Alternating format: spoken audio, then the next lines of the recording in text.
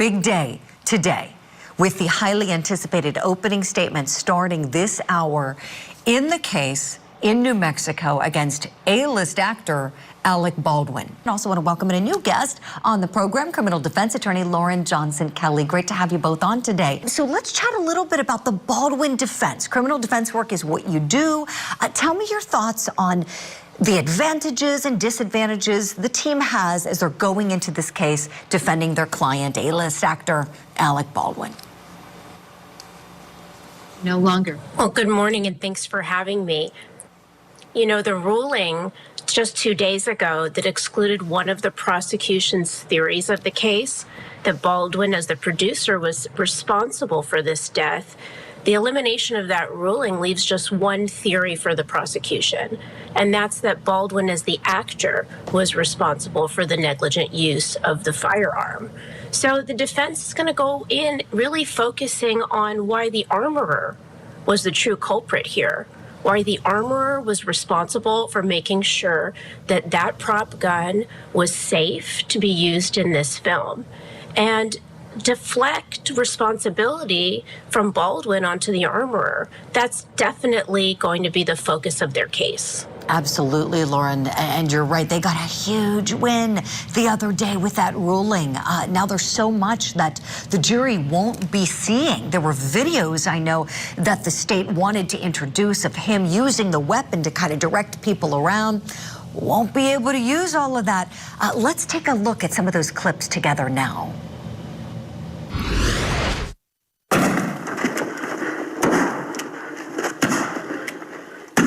One more. I forgot to recoil stuff. No, right away. Let's reload. Here we go. So, Helena. Let me show you something. Hold on. Step back to your original mark. So 1, 1,000, 2, 1,000, 3, I'm getting up. Right. Then when he drops his arm, Helena, get out. He drops his arm. That means Brady's close. I'm going to start to really get up. Okay.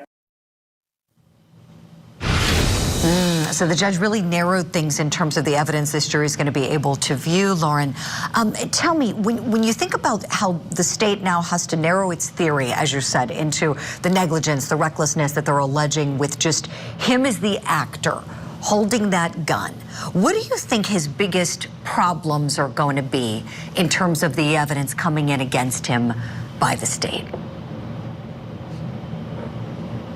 Well, I just think when you look at those videos, even considering that those are excluded, it doesn't change that much. You know, Baldwin was the actor and he relied on the armorer.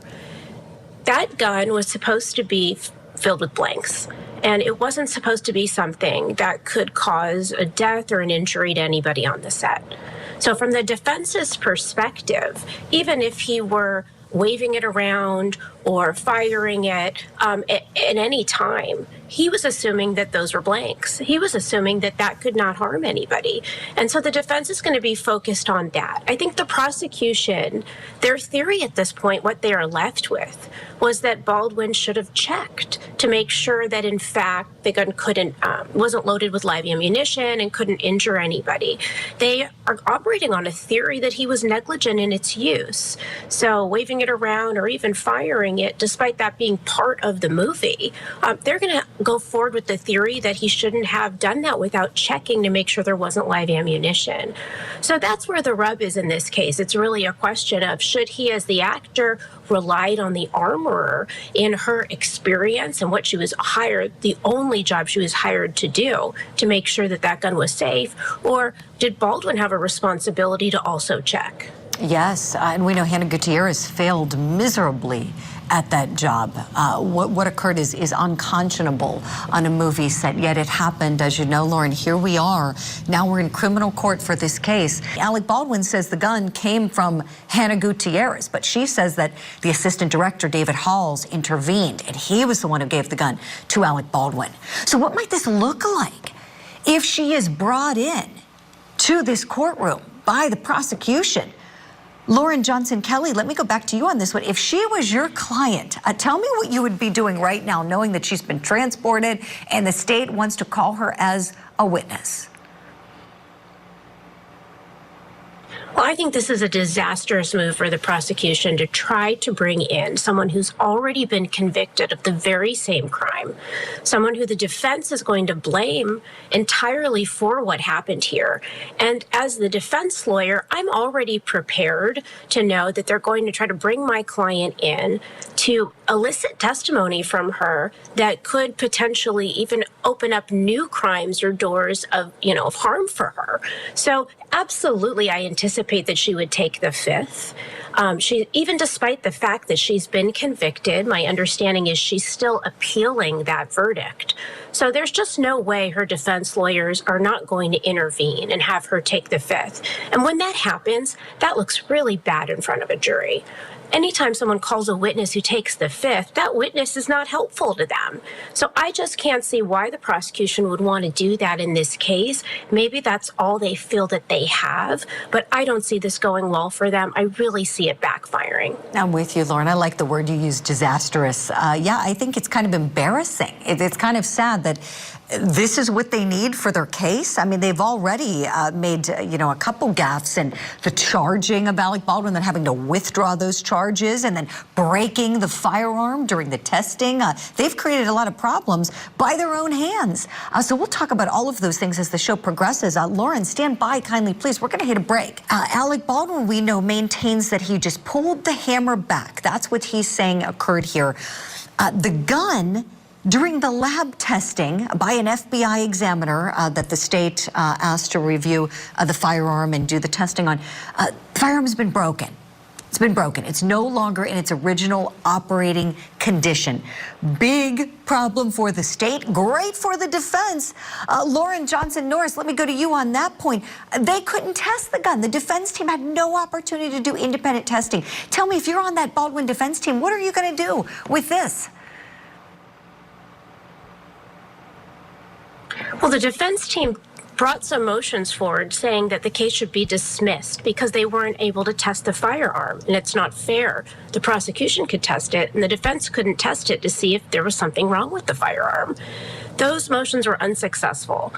The judge said, you know what, you're going forward regardless. So now the defense can make the argument to the jury that they didn't get the chance to test it, that we don't know for sure that it was operating correctly, and that could create reasonable doubt. And so that's another way that Baldwin's team can create reasonable doubt. But I just want to say, it's hard to imagine that movies are made every day where firearms are used. If every time that an actor was to use the firearm in a movie, that they had to check and make sure every time and not rely on the armorer. So I understand in a regular course of every day, we expect people who are trained in firearms to check.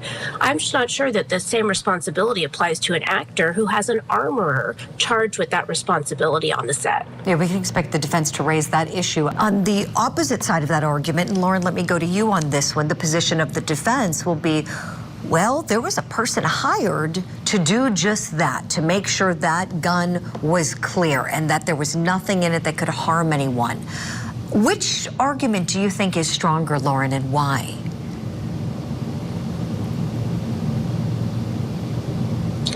I think the defense argument is stronger, but I'll say that was such a good point. Would Baldwin have acted or operated in the same manner, checking to make sure that the firearm was operable, that it had live rounds, if he was going to shoot himself versus another? What an interesting question. But I'll say at the end of the day, that's not what the prosecution has to prove. They have to prove negligence. And the thrust of the defense case is going to be that the armorer was charged with the responsibility, really her only responsibility, to make sure that that gun was safe. And in the action and everything going on the movie set, she was charged with that responsibility alone, and the actor was not. So I think the defense will say that he had to rely on her, and we already know she was convicted because she failed miserably in her job. She was wholly incompetent in that responsibility, and I think the defense is more likely to prevail on that. Appreciate it, Lauren. And Lauren, I want to go to you on something. The human element here. We know that Halyna Hutchins was Alec Baldwin's friend. She was a colleague and a friend. No matter what happens in this case, He will always have to live with this on his conscience. We know he didn't want to take her life. This was a living nightmare that's going to continue for him and continue for him no matter what this jury decides. When I think about whether or not he will take the stand, I'm convinced that he will. I'm curious your thoughts, Lauren. Do you think we're going to see him take the stand? And if so, tell us why.